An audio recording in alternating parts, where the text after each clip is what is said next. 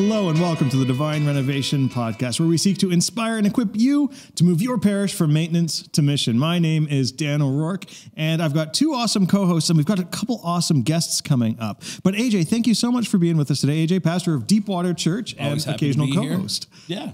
Yeah. So it's great to have you, man. And Father James, always great when you can be in studio with us. It's good to be here, and it's good to try to be awesome. No. set the bar high, and I think we can reach it. It's a whole bunch of awesomeness. Yeah, morning. well, you know what? I like awesome, and honestly, what I'm really excited about today is the guest we've got coming on. One of the things we hear most often at Divine Renovation is sort of the challenge that parishes have to try and raise givers and to get some of the increased funding they need inside of a parish that's chosen to go on mission. And so today we've got two guys, Frank and Mike, from Tithely. Tithely's a company that creates a tool to help parishes increase giving and also keep connectedness. So we're going to be bringing them on shortly because I think giving is so critical. And AJ, part of the reason why I asked the team to make sure you could be here with us today is that you've actually had some great success at raising givers at your church at Deepwater. Yeah. It's something that we realized does not come naturally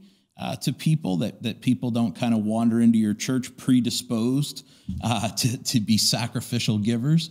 And so we've spent the last couple of years especially really trying to drill down on how we can help disciple people to the point where they understand the importance of giving and not just see it as this is how we fund our operation, but they come to understand the value it has as an act of worship, as a part of discipleship, as a thing that forms them spiritually, and to help people kind of have a well-rounded understanding of why this has been a discipline that Christians have practiced ever since the beginning.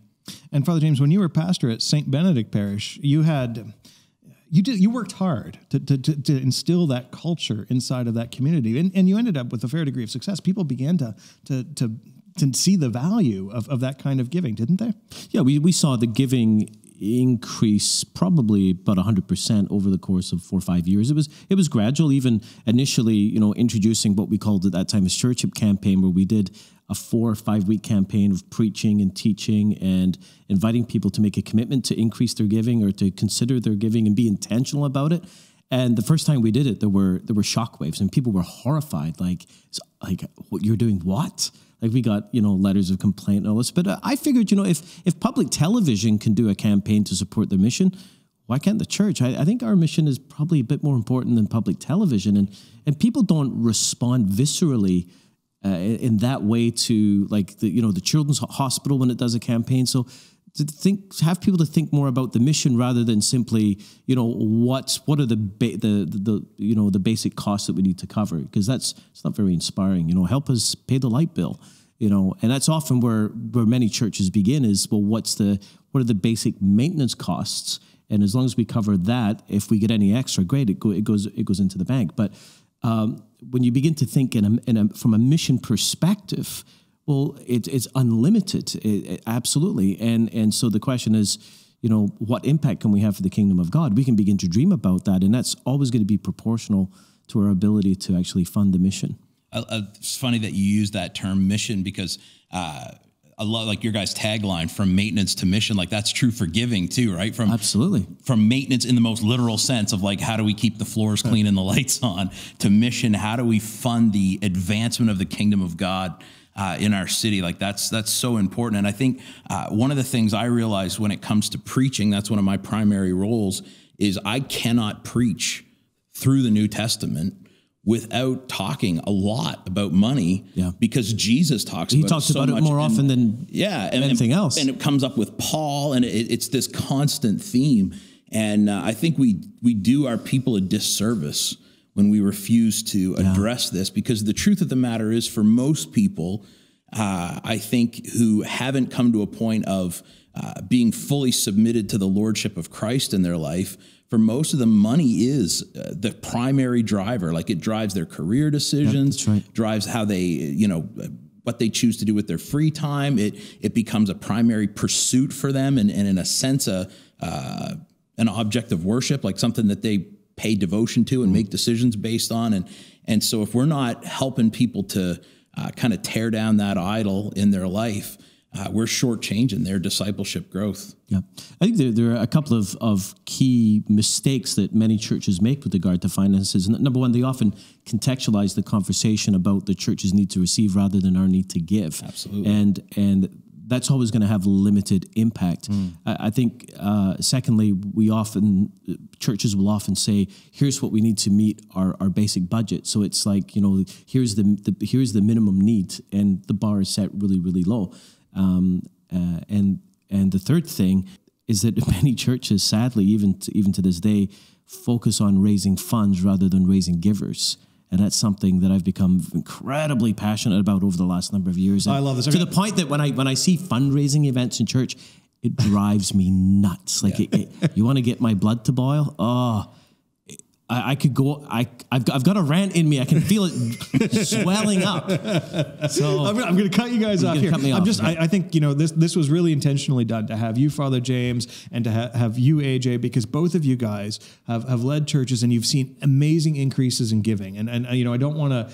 I don't want you guys to toot your own horns in terms of how successful you've been at mobilizing your churches to do that. So I'm happy to toot the horn for you, but you've both been able to do it. And I think there's something really critical about that. And bringing on Tithely, Frank and Mike from Tithely, that will share one tool. There's lots of tools. And AJ, I know your church uses a bunch of them, but there's a lot of tools out there. But I think it's so critical to both equip ourselves from the sense of our mentality, but also equip ourselves from having the right tools in the toolbox. So before we go that way, though, I want to talk about the toolbox because in front of me, I've got something that feels very special. I'd like to read from this book, but I can't because it's written in German. So, Father James, we got our first copies in the office of the Divine Renovation Handbook translated into German. Here it is. And it's in hardcover. It's in hardcover. And the layout is absolutely gorgeous. And I'm calling it we've referred to the Divine Renovation Guidebook as the DRG. This is the BMW DRG. BMW I mean, this is made in Germany, slick and fancy, and it's pretty cool. Yeah, I was so thrilled. For those of you who are watching, you'll be able to see that it is a very nicely hardbound copy of the guidebook, obviously translated into German. I've been reading the cover page, trying to pronounce what it says. It says Divine Renovation Handbook. Für die Umwandlung ihrer Pfarrei. I think that's how you say it. That sounds. I think we got that right. I'm really confident. Achtung. So I can't remember this book hasn't been translated into nearly as many languages as your first original book. Yeah, the guidebook is published in French and German. But I got to say, the Germans. I've got the original English one here too. It's a soft cover, great book. And this one's actually better to read if you speak English. And but it is the content's exactly the same. It's just a soft cover, and I presume because there's no pricing on the German one, I presume the English one's a little less expensive. But I'm not actually sure. So, anyways, sure how cool is that, though? Now we've got the guidebook in German. Handbook in German. And so we're going to Germany later this year for a conference. Yeah, we've got, I think sometime in the fall, we're doing a conference in Fulda, which is a very interesting place to do it because Fulda is where St. Boniface, one of the Celtic monks who helped bring the gospel to Europe, he went there, I think, around the 8th or 9th century. I should get that straight. But one of the things he did in Fulda was he chopped down the Oak of Thor. It was a tree that the locals worshipped, and he wanted to show that the God of Jesus Christ was greater than Thor, and he chopped it down, and they didn't appreciate it, so they killed him. Wow. But as it said, the blood of the martyrs is the seed of the church, and that was the beginning of the spread of the gospel in that land. So we're going to Fulda. I'm not planning to chop down any literal oak trees, maybe some metaphorical oak trees. No gardening on the agenda or trimming of shrubberies. So before we started recording today, you had said that you had a short story you wanted to share, and I wouldn't let you tell me until we started the camera rolling. So I actually don't know much about what the story is. You had So it's, right now in our diocese, we're going through a restructuring. Those who have been following know about this, and we're at the point we've defined the new parishes, and we're approaching different priests to invite them to step into the leadership role. And of course, it's a leadership role in an entirely new way because it's going to be leading out of a team, and we're going to be giving support like we've never done before.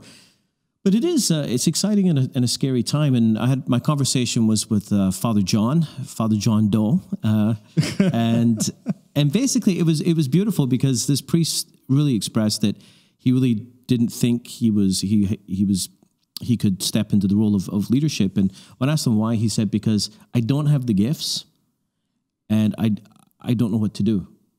And what was profound about it is that that's the perfect starting point. Absolutely. Because if you think you've got the ability to do it yourself, according to the old model, you're never going to do it. And if you think you know when we don't know, it's going to be a disaster. So the gut conviction that I don't have the gifts. Yeah, that's right. No one does. Not one single person amongst us has all the gifts. That's why you need to bring a team of people around you, not just to help you. The purpose of the leadership team is not to help the pastor. It's together to support the pastor, to do it together. And so to lean on those other gifts. So you've got to have the conviction you don't have all the gifts. And secondly, the only way you're going to really learn is if you're utterly convicted in your guts that you don't know how to do it. Absolutely. And the point is that we were trained for ministry in Jerusalem, and now we're in Babylon. And it ended up being kind of a profound conversation. And I was really blown away by this priest's humility and his openness. And thanks be to God, by the end of the conversation, I think he had kind of changed his mind and was open to say, okay, I'm willing to give this a go. And I was really blown away by that. Yeah. It's always a red flag for me when I talk to someone and they think they know what they're doing. In ministry, it's one thing if you've got a track record and we think this works, but yeah, that humility factor that goes, I need other people on my team, and I need inputs from other people who can help me learn more. That's one of the things I love about the coaching network that you guys do, is it gives people that opportunity to say, look, I have the responsibility and I've got the heart for this, but I know I don't have the full skill set. I know I don't have kind of everything figured out, and I'm looking for some people who can come alongside me and coach me and help me grow and develop. And when we stop looking to people beyond ourselves for ideas and inspiration, that's when your leadership starts to stagnate.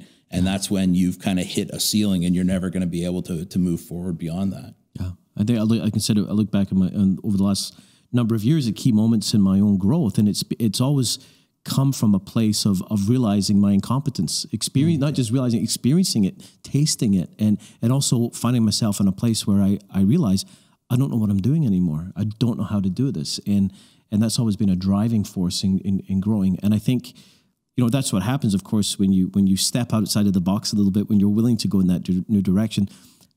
Too often, though, we stay in a very safe place. And the thing is that in terms of my work with other priests, we know how to do the things we know how to do. We have competency in that. However, the challenge of this present era is to move beyond the things we know how to do, because it's a different world. One of the things that's coming up, Father James, just reaching in front of you here to grab a copy of our newest book, Unlocking Your Parish, Making Disciples and Raising Up Leaders with Alpha, by you and Ron Huntley. And I know we record these episodes a couple days before they come out, so we're actually doing the book launch party here in Halifax, Nova Scotia tonight. It's St. Benedict Parish, which of course is the main character in this book. Yeah, so it's so exciting. I'm excited to get the community together to celebrate, and it's just when a book like this comes out, and I mean the early receptions have already been quite positive. It's amazing. I read a few chapters last night, and it's so funny. You read it, I'm like, this is actually pretty good. This is actually good. I'm enjoying this. Well, I'm excited to see how this book is getting out there into the world. So if you're listening to this podcast, it's already too late to have come to the book launch, although we're going to be doing one in the UK around the Birmingham event. I'm not sure exactly the date or time of that, but we're in the UK in a month for a Divine Renovation conference. And so we'll be able to celebrate the book there in the UK as well. But guys, I'm going to cut us off here because I'm excited for us to bring in Frank and Mike from Tithely. And so let's take a brief pause, and we'll be right back with those awesome guys.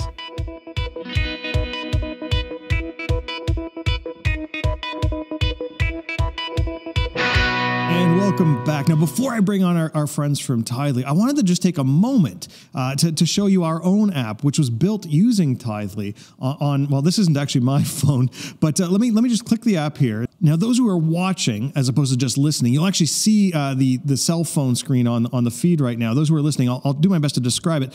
There's a number of different themes that Tithely uses. We've got one of them, and you can see that we've got news, videos, our commit button, which we have on our website, along with events and give in our conference. Now, this is it's such a beautiful app. I think it looks gorgeous, those images. In fact, I love the events image, which was from a conference we did when we were in Germany.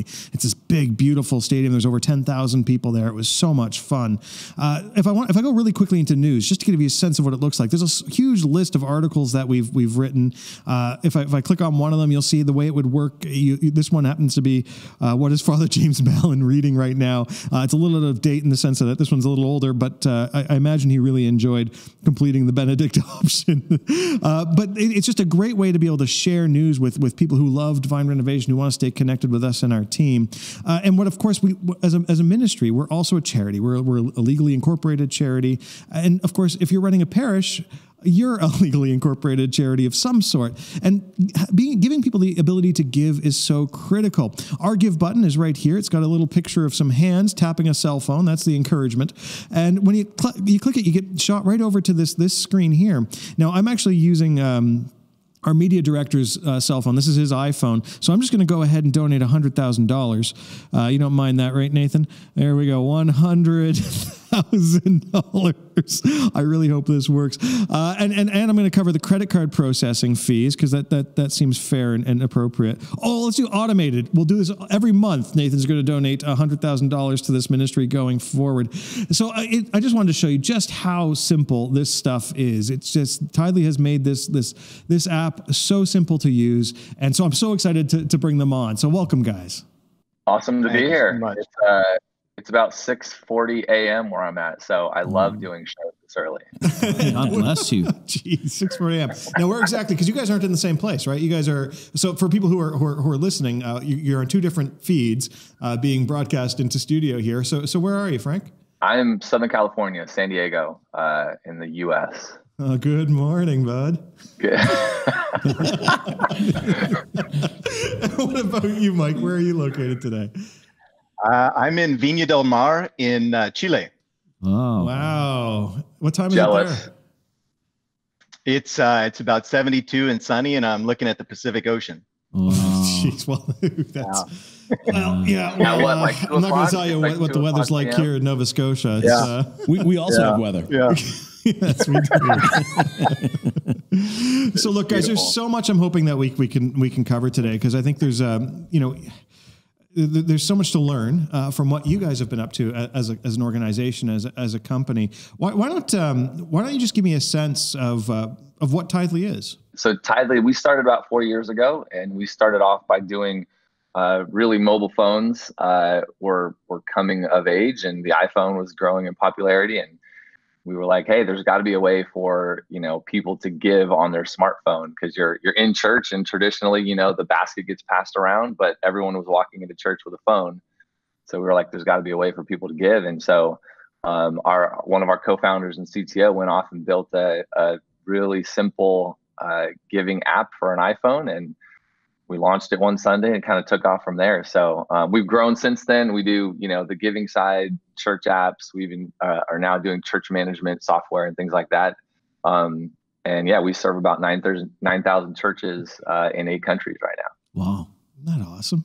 Wow. That is, it's so cool. So, and of course, the Divine Renovation app. So a lot of our listeners would have downloaded our app. I was surprised to see just how many app installs we had. I was just the other day, our new comms and marketing guy was pulling up all of our Tithely stats, and some of those numbers really surprised me in terms of the number of people who've installed the Divine Renovation app. It's so exciting to see. And so there'd be a lot of people. Well, you have to tell us now. You can't leave us hanging like that. Yeah, right. Yeah, That's like hanging. Those are trade secrets. It's a big number. It's a big number. And so a lot of people listen and view this very podcast through that app, because I can remember when we were launching our podcast, or when we were trying to make it easier for people to listen to our podcast. Some of our audience, frankly, weren't familiar with what a podcast was, and so even now, if I'm asked by someone who's like, "Well, how do I listen to a podcast? I don't know how to use podcasts," I'll just download the Divine Renovation app. It's built right in there, And you have the option between watching the video or the audio right right on the app. Yeah, It really simplifies things. And we've had, in our case, we've had a lot of people who've supported our ministry through our app as well. That, you know, we've had very small donations in terms of modest size that are recurring, and then we've actually had a few for substantial donations that have been able to come through our app as well. It's amazing to see just how easy it is for people to be able to support a ministry. And I think, man, it's so important for us to be able to support parishes and churches. And so it's one of the key things that's on my heart.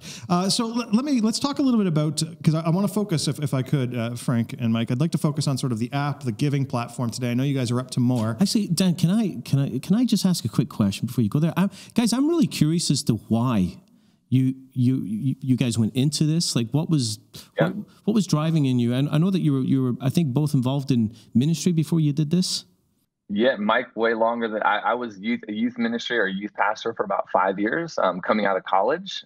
So that was, you know, I served a lot during college, came out, got into youth ministry, my wife and I, for about 5 years, and then moved into kind of the technology sector at that point. But yeah, Mike, jump in.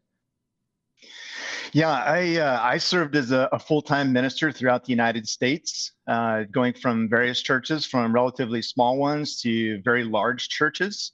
And that was a part of my life, very proud of and really excited that serving for over 10 years, doing that for people throughout the U.S. Yeah. So, I mean, back to your question about how it got started, you know, churches, you know, and I guess I can't totally speak worldwide, but in the U.S., you know, churches have, you know, their seasons. And so, you know, like your smaller church is very dependent on, or, you know, mid-sized to smaller churches are usually very dependent on weekly giving, right? So that moment in service where, you know, you're going to take a couple minutes and talk about the offering, and people are going to pass the trays, and people are going to give their gifts, usually of cash and check, is a really, really important moment for, you know, the financial health of the church, right? To pay the bills, to pay the staff, to keep the lights on, those kinds of things.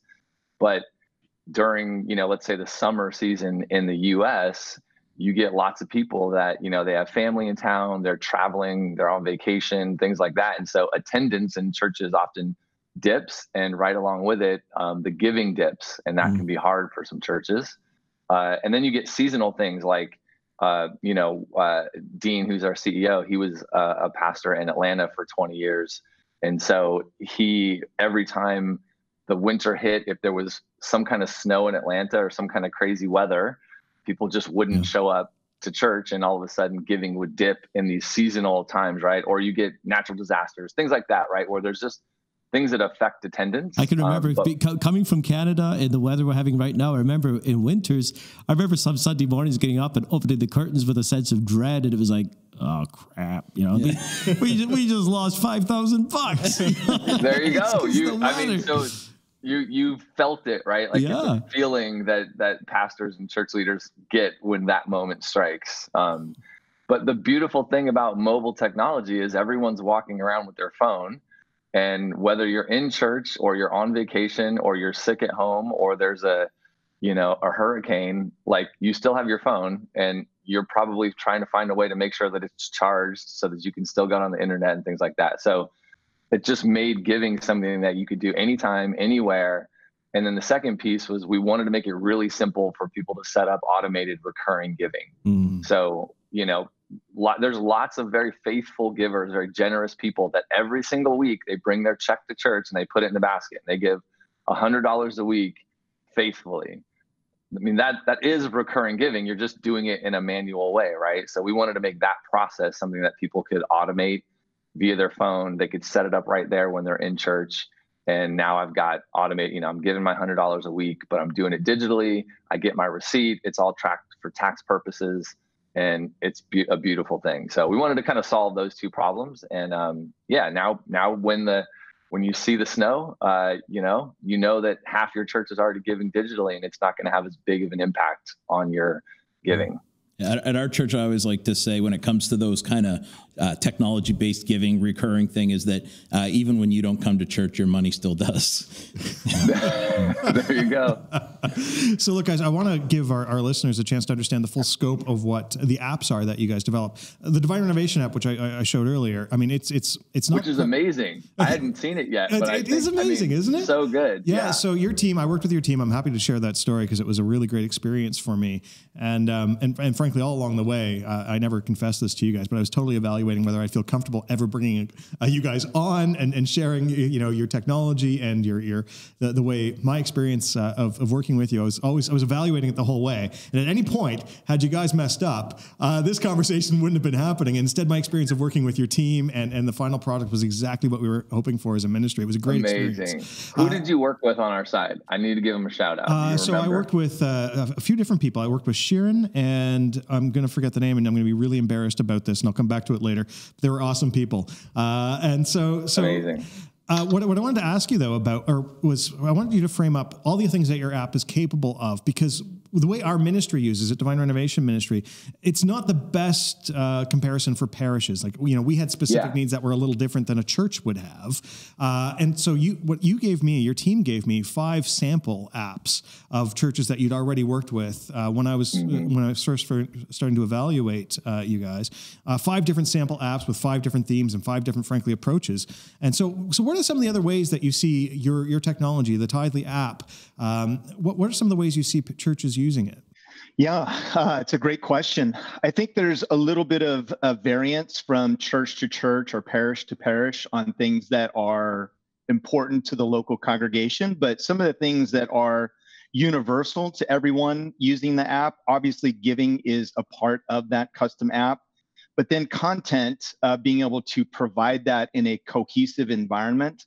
As we know, people are accessing the internet more and more from their mobile phones. And when they go onto their mobile phones, almost 90% of the time it's through an app, whether it's Facebook or Instagram, their banking app, what have you. Most people are not going to Google and going to a website. They're pulling up an app to access that content. So this gives the church a way to be able to provide different sources of content now. For example, a lot of churches or parishes have their church calendar on their website. They might have sermon archives on a YouTube or a Vimeo channel or an iTunes. They might have just kind of disparate sources of content. In order for to have that a cohesive experience in the parish, you've got to go to 3 or 4 sites, which nobody's going to do. So the app is what brings that content together to be able to have that cohesive way of edifying the church, providing those types of tools to build people up, to provide encouragement throughout the week. As you know, and I know from being a full-time minister myself, what happens Monday through Saturday a lot of times is, we're just rolling the dice sometimes on people and wanting to have a way to have a touch point to encourage them. Some of the things that are native in the app as well are things that are very important, like push notifications. For example, inclement weather, you've got to cancel a service. It's dangerous for people to be on the roads. You want to have a way to let them know, hey, it's okay. We want you to stay home.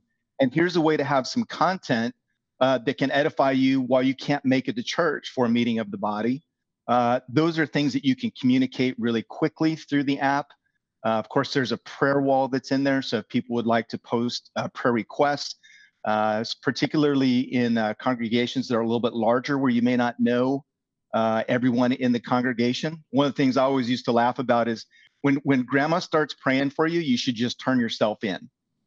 She's not going to quit until the Lord does something amazing for you. And, if you're being dumb and grandma starts praying for you, you just, the Lord listens to that. So I know for a lot of people, having that touch point with their congregation and that type of content, all of that sort of thing really is a tremendous benefit and simplifies the way the church accesses that content. One of the easy ways I think to think about it is most churches, most parishes probably have a printed bulletin that they've been handing out for 100 years, right? And they're spending money on printing, and they're putting in the prayer requests, the calendar, the upcoming big special event. Sometimes people publish, the weekly giving amount to just, report out to the church, right? There's a number of things that go into the bulletin. You can put all those things in your church app, And then you can also have it be interactive, like Mike was saying. Like you can show all the video archives, you can record the sermons and put them in there. You can send push notifications. Like it packages all that up in a way that everybody is now accessing it. And, the bulletin can now shrink down to, I was printing 200 of them and now I can print 20 of them because, I've got 20 people that still want it, but the other 180 are great with the church app. Does the app have the capacity for signups? Like, for example, if someone's looking to join a small group, or if there's like a ministry event that they want to be a part of, is there a way for them to sign up for stuff like that, or to kind of RSVP to stuff through the app? Yeah. Usually what we do, so we also do, that was kind of in our world, a two-part question, right? So there's events usually, right? You're running some kind of event, whether it's a free event or an event you need to pay and register for. So we do event registration at Tithely, and that can come right into the app. So you can have it in your calendar, and then also outside of your calendar is an event registration form, right? So somebody could be browsing the calendar and see, oh, there's a men's breakfast and I want to go to that. And they click the register button, they put in their name and email, and it's a free event, let's say, right? And they can register for it right there. Or you could have, youth camp in the summer, and that's, $100, and I need to, mom needs to register the kids or something like that. So you can do all those things. And then the other side is small groups. And usually small groups are we don't do like a small group management kind of back end technology. So usually the way people would do small groups is create like a Google form or some other kind of form engine that's handling all the different requirements for how to, register for a small group. But that can also be embedded directly in the app, right? So we're not powering kind of that piece, but we put it in. Yeah. Nice. Frank, what I loved is because our website, the Divine Renovation website, we still do have something called Click to Commit, where we encourage people who we encounter to commit to being on mission. That we want them to embrace being not just a parishioner at a church, but being missional at a church. And so we have a form on our website where we challenge people globally to do this. And your team was able to they literally just imported that form right into our app. So there was actually, it was the simplest thing. So if you're in the Divine Renovation app and you hit that commit button, that form is the exact form that's on our website, making it so simple and easy for both us and for you. Because if I ever want to change our form, I just have to change my website and it's automatically being propagated on the app.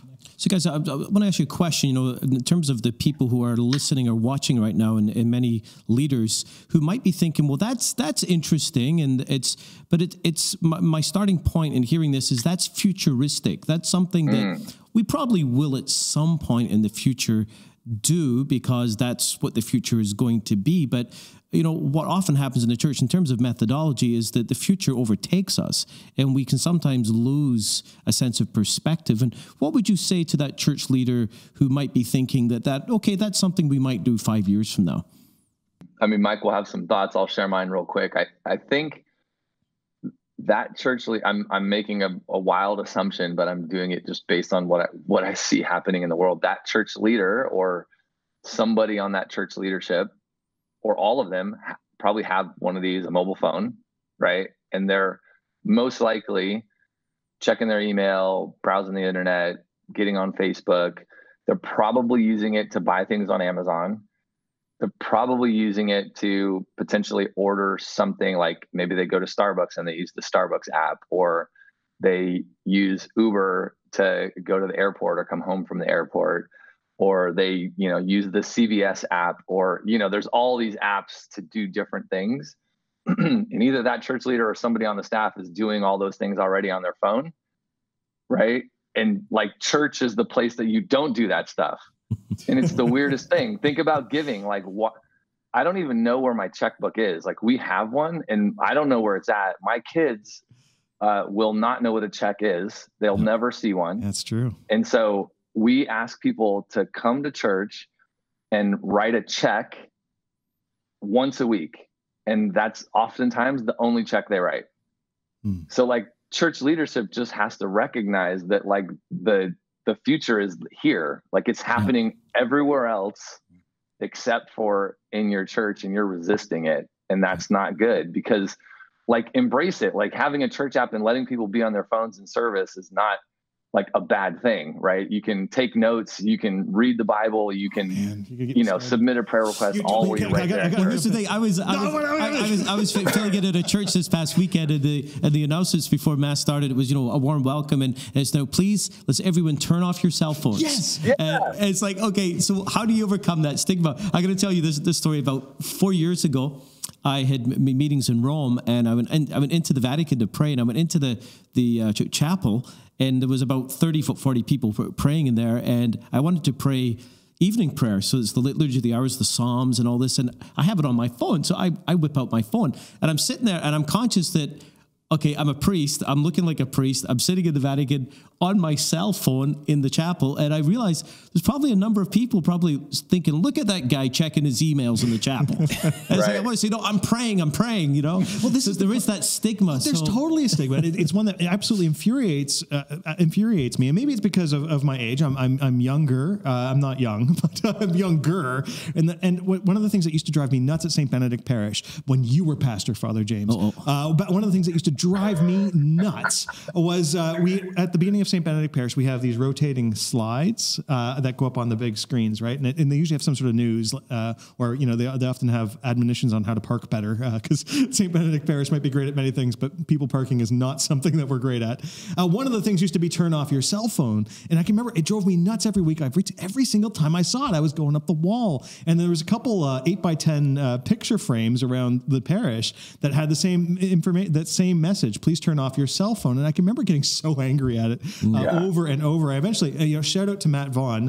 When Matt came on at St. Benedict Parish as comms, one of the very first things he did is he changed that slide to please mute your cell phone. That's a respectful thing to do. I'm all on board for that. Yeah. Oh, I must be giving away my age then, because that's something that I never even caught on to. And I found it very honestly, like if I frame it up and I don't just be, the aggravated guy, instead I say, look, I actually think it repels. If we're asking you, AJ, if I'm asking you, hey, turn off your cell phone. Well, I like what is going to happen here that you don't want me to be able to contact the outside world? I think it repels the unchurched. I really do. I mean, cell phones are a security blanket. You want me to turn off my security blanket? Well, why would I turn off my security? I am uncomfortable here already. And so I think you just made me feel more awkward, because I'm not turning it off, and I'm probably going to pull it out anyways. And now I feel like really extra, like I've got to hide it over here, or I don't know, put it in the Bible somehow and cover it up and try to. Totally. If you've got, if you're just exploring church and you've got like teenagers that are still at home or whatever, and that's how they're going to contact you if they light the house on fire or whatever, and you're going like, I got to be in contact with, with my kids or. Well, I mean, that's a good point. We tell churches, like, one of the coolest features, I think, personally in our app is what we call sermon notes. And so oftentimes, pastors are preparing their sermon and they have some sort of outline, and we've given them a way to take that outline, put it into the app in a digital format with things like fill in the blanks or answer the question or free field notes. And so it's like, I'm in service. I know the pastor's going to preach on something. I've got his outline in my app. And so you can get up to do the service and say, hey guys, pull out your phones and open up today's sermon notes. And then you get people taking notes right in the app. It saves them for them, and they can email them to a friend. They can come back in and answer questions. Maybe they have small group questions that they go and they read into their group, their small groups that they meet in, but it's all done in the app.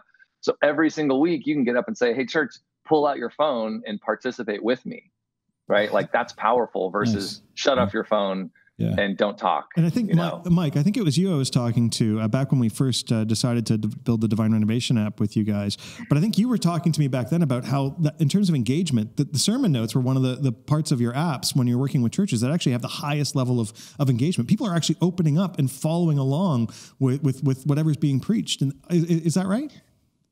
Yeah, it's absolutely true. It's one of the sections of the app that gets used most. It's absolutely fantastic. I think you go from just kind of going back a little bit and you say, what do you say to the leadership of the church of what about digital giving and using your phones? Well, at some point, using a check was cutting edge, right? And we managed. Jesus didn't use a check. And when people say, why should we use this? I go, why don't you pay your gifts and your offerings, your tithes, whatever you want to call it, in gold coins like he did? You're clearly not biblical. So it's one of those things where it happens so frequently, we get accustomed, we think that tradition equals gospel. Yes. So, and then the other question that I have for people is, if Jesus was in your church, is he concerned about the people there or the people that aren't there? And how do you make your church, your parish attractive to bring in people who want to connect with Jesus, who want to have a church home, who want to have fellowship, who want that connection? If we're still running church like the 1950s or 60s, the young people today are like, yeah, no, thanks. I'm better off on my own. And in many respects, it's almost like a language barrier. There's people speaking one language, and someone who's seeking Christ now is like, I can't understand what you're saying. Yeah. So I think there's aspects of that where the church really needs to kind of take that internal look and say, what are we doing to reach this generation? And the people that are here, they're saved. Awesome. Fantastic. And it's one of those things I was using the other day, the example of Paul about parents and children. Children, you should respect your elders. But it also says, fathers, don't exasperate your children. There's some things that we do in church that are exasperating. And so when we can remove those things to people, then it becomes more of a family atmosphere. And I think, Dan, you've seen that a lot in your ministry of bringing revival to parishes and churches and all of that, of trying to lower those barriers a little bit so that people is more attractive to where we're at, so that Jesus' message really shines through to people. So I think those are some really good things, how technology helps. One of the things with when a parish embraces divine renovation, I mean, they've become missional, which means they have an expectation that new people are going to be showing up, that people who aren't part of that community are going to be checking out that community, looking to possibly connect with that community, that this might become their future. They might actually get into this whole Christianity stuff, right? And one of the things that I find fascinating is what's our connection strategy? So how are we going to get them connected? I know there's a number of different approaches to getting connected. At St. Benedict Parish, you know, we've got everything from connection cards, a welcome center. We encourage people to go and touch base. One of the things I loved about one of the Tithely example apps, I say example, it's a church. One of the churches you shared with me that has an app. One of the very first thing, the very biggest block on their app was get connected. And it's like, that's for the noobs, right? It's like, oh, you just downloaded our app today? Get connected to our church. And here's, let's get our information. It makes it so easy. You're reducing the friction to get connected. I love that. I'm wondering, I mean, not like a full tutorial, but how kind of complicated is it to actually get your content into the app? Do you need to have someone on your team who's particularly good with computers? Is it kind of idiot proof? Is it something where someone just calls you and says, make this be the way it is? Kind of what's the process for that, and how complicated is it? We try to make it really easy. I mean, I loved hearing, Dan, your experience with the team, and Sharon and the mystery other and person. Carly was the other person who helped me. I want to shout out to Carly. Carly was awesome. Forgive me, Carly. Yes. You were great. They're both amazing. That's kind of a two-part question. So when it comes to like building the app, we do all of that, right? So we rely on our customers to help us have the content, right? There might be graphics you want to use. We need to know where is your calendar? Where is your website? Stuff like that, right? But that's all stuff just kind of pointing us in the right direction and giving us maybe you have brand colors in your logo and things like that, right? So we're going to collect all that from you guys, and we're going to go off and build the app. And then the team's going to come back and review it with you, and you get a chance to provide feedback and say, oh, well, this didn't quite maybe this should go here, or maybe swap out that graphic, or, oh, that was the wrong link. Let's swap that one out, right? So there's a couple of feedback rounds. And so the building part of it, we do all of it. We don't expect our customers to do any of it. We want to make that easy. And then in the building process, we try to build the whole thing so that you guys don't have to update it. Nice. Because, you're already trying to update your website, and anything that's like surrounding that, oftentimes they're putting videos on YouTube. Maybe they're putting audio in, iTunes or SoundCloud or some other place. Maybe there's a blog on their website. They've got an event calendar through Google Calendar, right? They have these really common set of tools that they're using around their kind of core website. Yeah. And we just take all that and feed it into the app. Oh, so nice. we suck in your YouTube feed, your blog feed, your calendar feed, your podcast feed, any other kind of feed we can think of. We just pull it all in.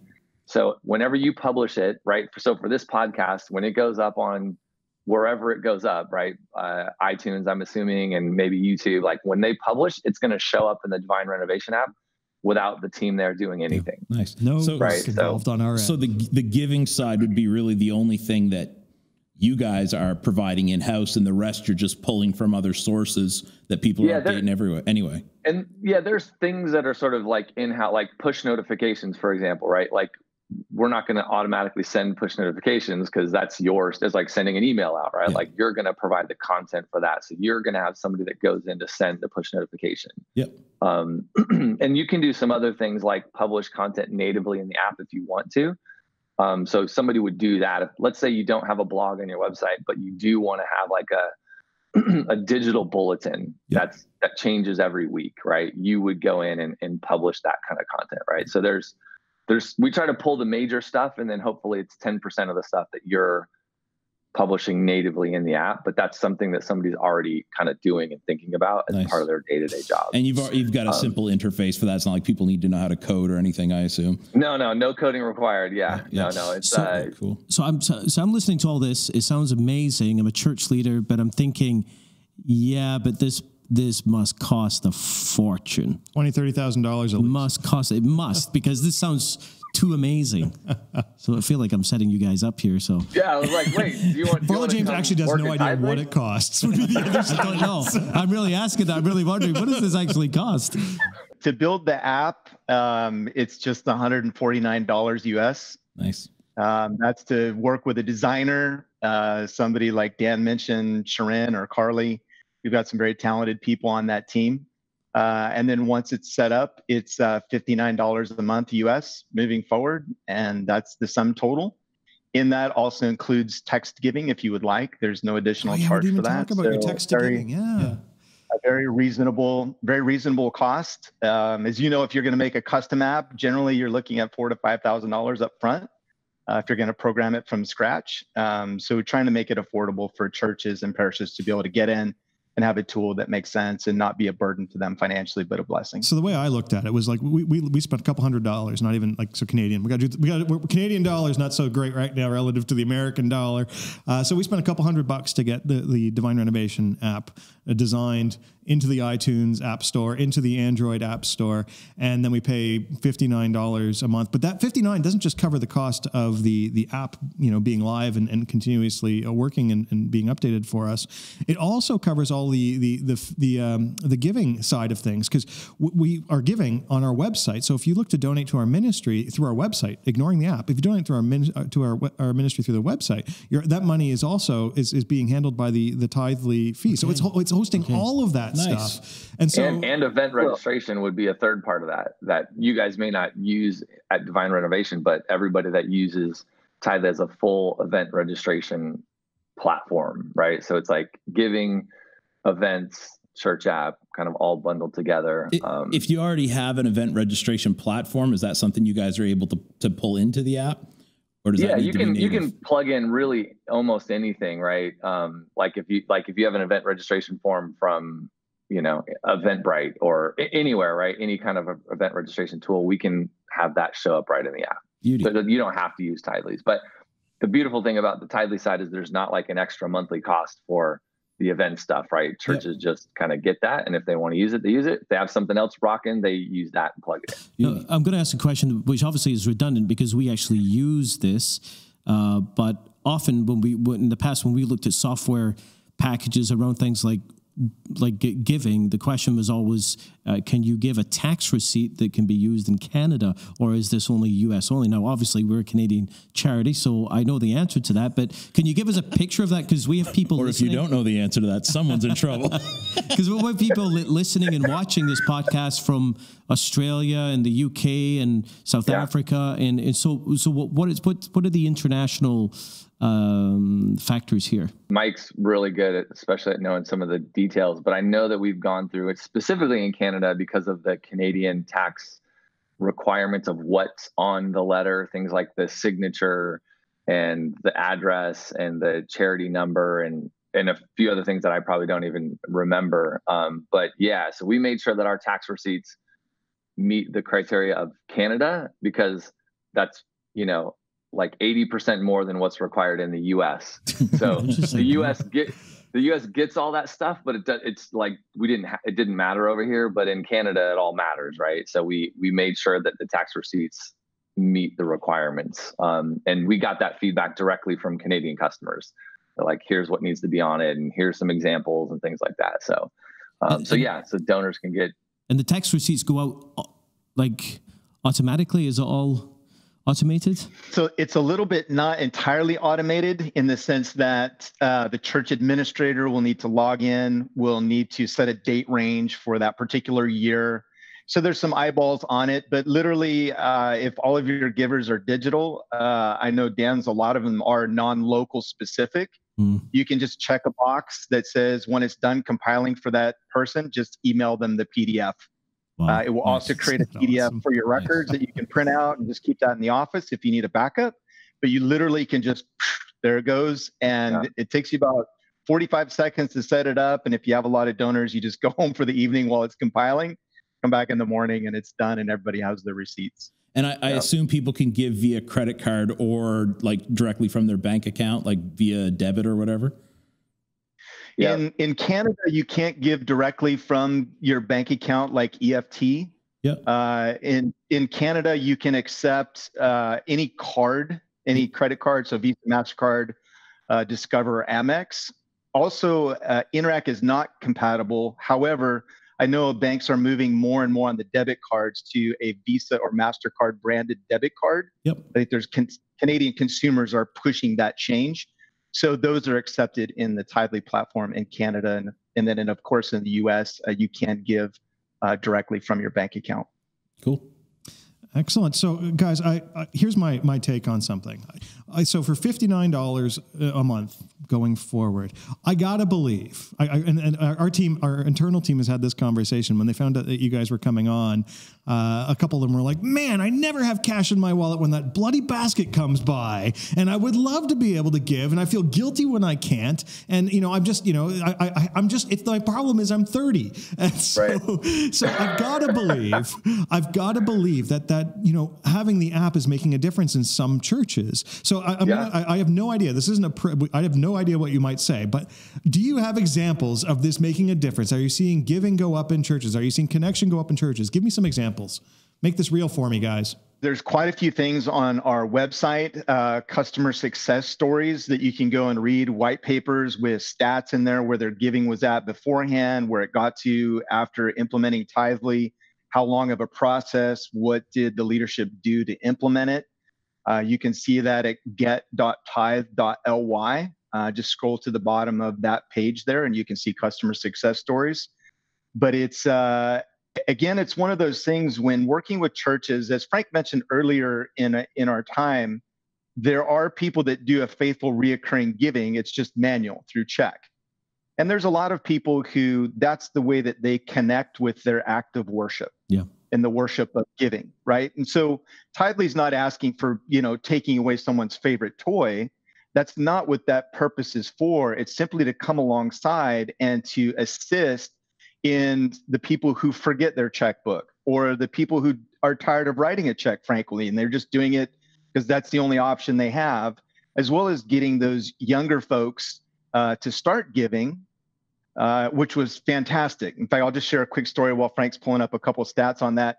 I was working with one pastor in a smaller church in the Midwest here in the United States, and we were talking about text giving. And I was like, well, your church is probably a little too small, and you don't really need to have the additional cost and that sort of thing. And he goes, Mike, I don't care about the cost. The money is immaterial. I want to put a tool in my young people's hands so I can teach them the discipline of giving. Mm.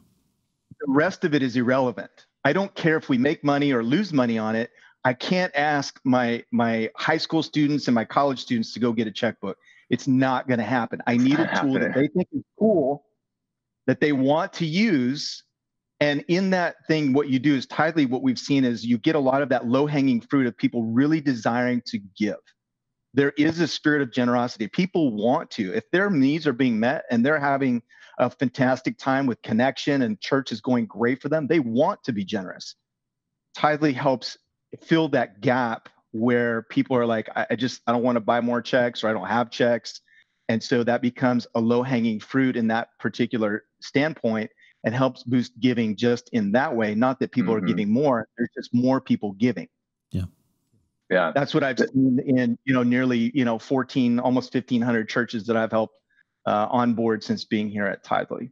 So here's what you asked for stories. We have quite a few that are on the website, and we hear anecdotally all the time, right? From, like today, hearing like you loved your experience, right? We get that kind of feedback plenty. So we did this story. We have a great relationship with the Lutheran Church in the U.S. They have 12,000 churches out here, and so they promote Tithely exclusively to all their churches. And this church, we just did a story on. They're 122 years old. Like your kind of average size kind of church, 100 to 200 members. And since they launched Tithely, giving is up 15%. And, like part of the story is like this church used to be supported by the women of the church, like selling chickens and doing bake sales. Like that's where they started. Right. And now they're doing digital giving, right? 122 years later. So giving's up 15%. And there's a stat in here that I want to pull out real quick. Our original goal is to sign up 50 people, but we already have 110 users after a couple of months. Wow. So, I mean, for us, that's just gold, because this is the most this is what church looks like for most people, right? It's usually a smaller church. It's usually a church that's been around for a long time. They have lots of tradition, but these guys made the leap, and they've got 100 people in their church using digital giving. Giving has grown by 15%. And it's just such a good story, because it's not some big mega church or anything flashy. It's just a great church serving their community, doing great work. That's gone from bake sales and chickens into digital giving, and it's working for them. And it's for what Mike said. It's like they just put a tool in people's hands, and people walk into church and they don't have checkbooks, and they're like, oh, I can give them my phone. Like I buy things on Amazon all day. I'm in. I can't help but think they're one of my favorite sushi places I used to always go to. Never had like debit or credit or anything. You had to pay cash.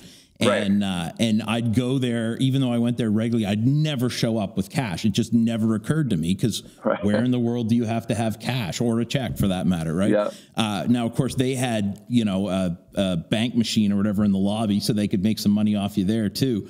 But that's kind of, I think a lot of folks, when they show up at church, it's that whole, people are not used to planning ahead to give. Like they just think, if I've got my wallet, if I've got my, my credit card or my debit card, or whatever, like, then I'm fine. Like I've got access to my financial resources. Right. And that idea of going like, no, like you need to go to the bank earlier in the week to get money so you can give on Sunday. Or you need to, again, like I don't think our family has a checkbook. Yeah. Like, right. Like, or we were always in this scenario where it's like, it was Sunday morning, we got to get the kids ready and get out. And it's like, where we didn't use the checkbook in, the last week. Where is it? Yeah. Like, so we're always scrambling, looking in all the drawers. Right. And then there'd be times where we would just forget altogether. Another idea I wanted to jump in there too, that we found to be very true when you come to those monthly fees. Like there's a few different services we use. Some are with our bank and that kind of thing. If you're talking $59 a month, if one average giver, a week gives that way, because they missed church that week because they were sick or whatever, but they still give, like that's paying for itself really quick. That's right.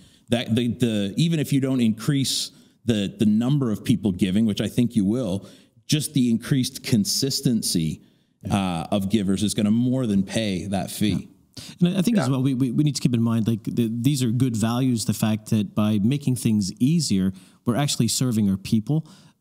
It's more efficient for us. But these, I think, are secondary things, of course, because the primary interest that we have from the perspective of Divine Renovation Ministry is that you fund the mission. Yep. And if we can fund the mission to a greater extent, then the impact of the church on the community is greater. And that's what we're about in the end. And if it can make that difference, why wouldn't you go there? I actually see a lot of parallels between tools like this and the Alpha program, because the whole idea of Alpha, like it doesn't have any truth that doesn't exist somewhere else. and it doesn't have any sort of insight that is not existent somewhere else.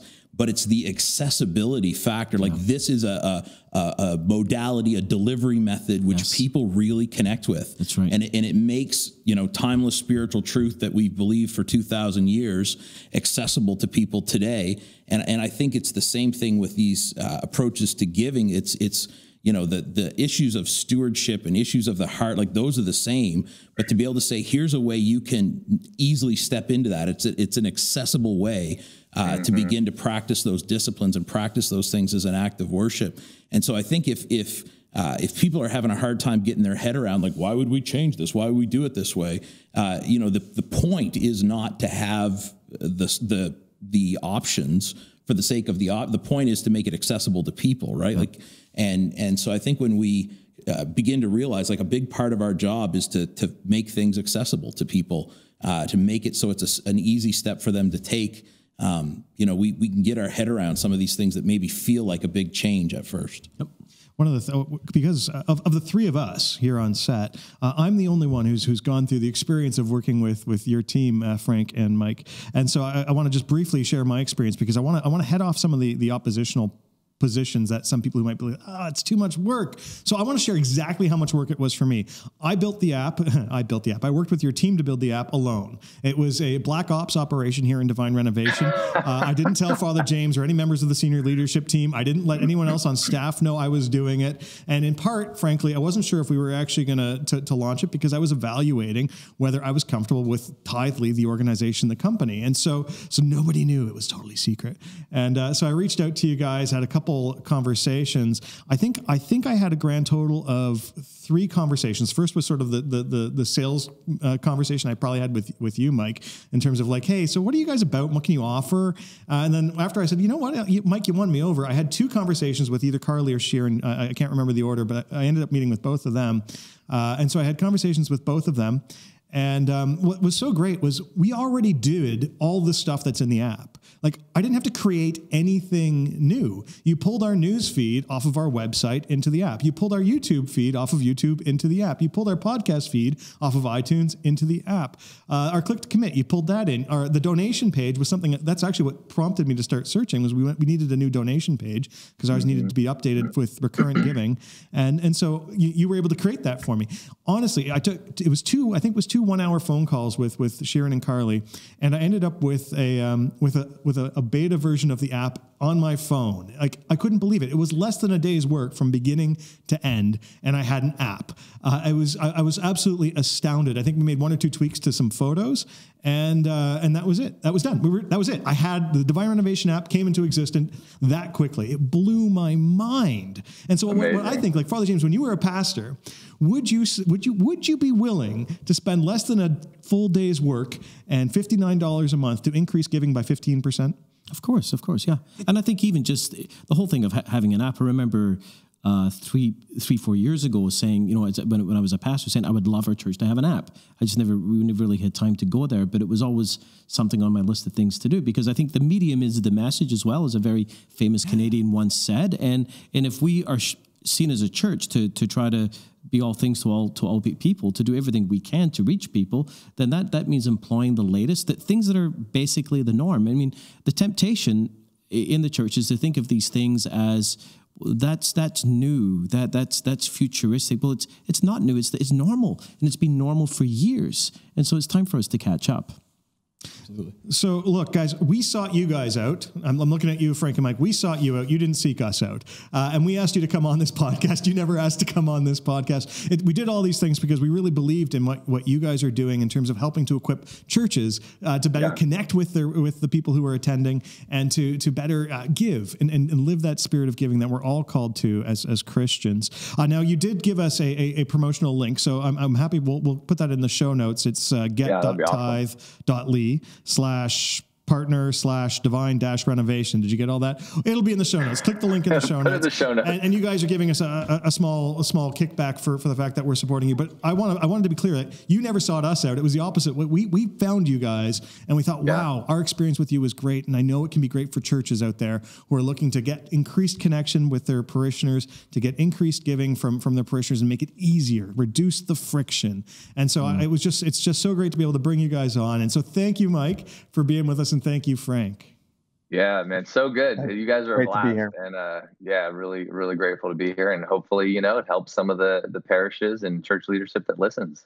Awesome. Thank you, Mike and Frank, for being with us today. It was so great to hear more about Tithely. And I just, it's so exciting to see what you guys are doing and what you're able to do for churches. If you've been listening along with us and you know a church that needs more money, send them a copy of this podcast and please encourage them to download the Divine Renovation app. It's a great way to follow along with our podcast as we release them every week on both audio and video format. Both are in our app. And so we look forward to being with you again next week. God bless.